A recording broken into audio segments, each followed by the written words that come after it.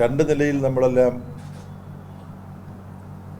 ദുഃഖാചരണത്തിൽ ഏർപ്പെടാൻ നിർബന്ധിതരായിരിക്കുകയാണ്. ഒന്ന് Francis മാർപ്പാപ്പായുടെ നിര്യാണമാണ്. മാധ്യമങ്ങളിലെല്ലാം Francis മാർപ്പാപ്പയെക്കുറിച്ച് ഒരുപാട് കാര്യങ്ങൾ വന്നിട്ടുണ്ട്. നിങ്ങളുടെ ശ്രദ്ധയിൽപ്പെട്ട് കാണാൻ ഇടയുണ്ടാവില്ല.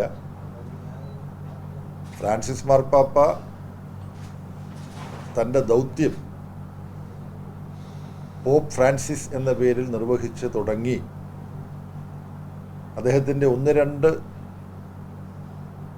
പ്രസ്താവനകൾ അപ്പോസ്റ്റലിക് എക്സ്ഹോർട്ടേഷൻസ് എന്നാണ് അതിനെ പറയുക. മാർപ്പാപ്പമാർ മനുഷ്യജീവിതത്തെക്കുറിച്ച്, സമൂഹത്തെക്കുറിച്ച്, പ്രശ്നങ്ങളെക്കുറിച്ചെല്ലാം സുചിന്തിതമായി അവരുടെ അഭിപ്രായങ്ങൾ ആവിഷ്കരിക്കുന്നതിന്. അത് വന്നു കഴിഞ്ഞപ്പോൾ അഖിലേന്ത്യാ തലത്തിലെ CPIM-ൻ്റെ പ്രസിദ്ധീകരണം, ഇംഗ്ലീഷിലുള്ള പീപ്പിൾസ് ഡെമോക്രസി എന്ന് പറയുന്ന പ്രസിദ്ധീകരണം, അതിൽ ഫ്രാൻസിസ് മാർപ്പാപ്പയെക്കുറിച്ചുള്ള ലേഖനം ഞങ്ങൾ പ്രസിദ്ധീകരിച്ചിട്ടുണ്ട്. കുറേ വർഷങ്ങൾക്ക് മുമ്പാണ് അത് എഴുതിയത്. ലോകപ്രശസ്ത ചിന്തകനും CPIM അംഗവുമായിട്ടുള്ള പ്രൊഫസർ പ്രഭാത് പട്നായിക്കാണ്. അദ്ദേഹം വിശ്രുത സാമ്പത്തിക വിദഗ്ധനുമാണ്. CPIM-ൻ്റെ മുഖപത്രമായ പീപ്പിൾസ് ഡെമോക്രസി പ്രസിദ്ധീകരിച്ച ഫ്രാൻസിസ് മാർപ്പാപ്പയെക്കുറിച്ചുള്ള പ്രൊഫസർ പ്രഭാത് പട്നായിക്കിൻ്റെ ലേഖനത്തിൻ്റെ ശീർഷകം മറക്കാൻ കഴിയില്ല. പോപ്പ് എഗൻസ്റ്റ് ക്യാപിറ്റലിസം, മാർപ്പാപ്പ മുതലാളിത്തത്തിനെതിരെ എന്നായിരുന്നു അത്. മാർപ്പാപ്പയുടെ ഒരു അപ്പോസ്തലിക് എക്സോർട്ടേഷനിൽ മാർപ്പാപ്പയുടെ വിചിന്തനം എന്ന് പറയാം. അതിൽ അദ്ദേഹം പറഞ്ഞൊരു കാര്യം വളരെ പ്രസിദ്ധമാണ്. അദ്ദേഹം പറഞ്ഞു, പട്ടിണി കിടന്ന് ആശ്രയമൊന്നുമില്ലാതെ തെരുവിൽ മനുഷ്യർ കിടന്ന് മരിക്കുന്നുണ്ട്. അങ്ങനെ മരിക്കുന്ന മനുഷ്യനെക്കുറിച്ച് മാധ്യമങ്ങളൊന്നും പറയുന്നില്ല. മറിച്ച് ഓഹരി കമ്പോളത്തിൽ, ഓഹരി വില നിലവാരത്തിൽ ചെറിയ ഏറ്റക്കുറച്ചിലുകൾ ഉണ്ടായാൽ അത് മാധ്യമങ്ങളിൽ വലിയ വാർത്തയായിട്ട് മാറും.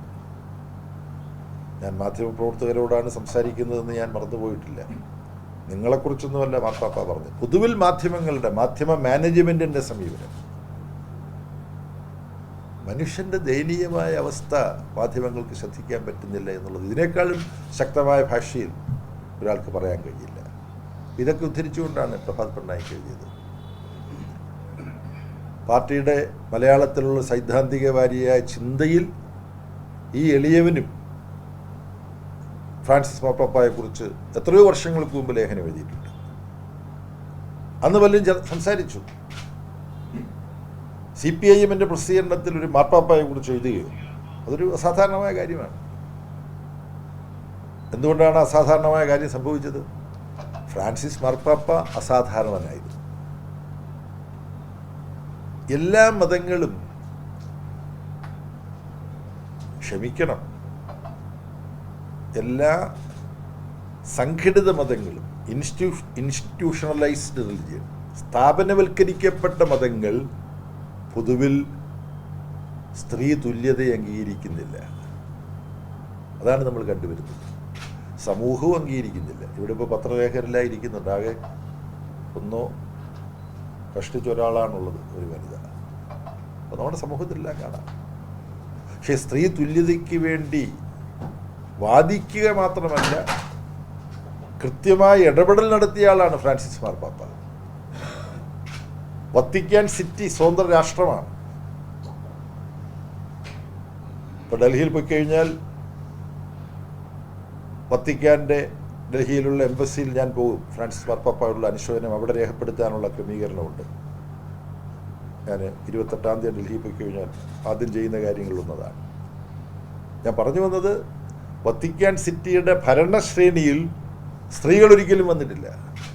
ആദ്യമായി സ്ത്രീകളെ വത്തിക്കാൻ സിറ്റിയുടെ ഭരണ ചുമതലയിലേക്ക് ഉയർത്തിക്കൊണ്ട് ഉത്തരവ് പുറപ്പെടുവിച്ചത് ഫ്രാൻസിസ് മാർപ്പാപ്പയാണ്.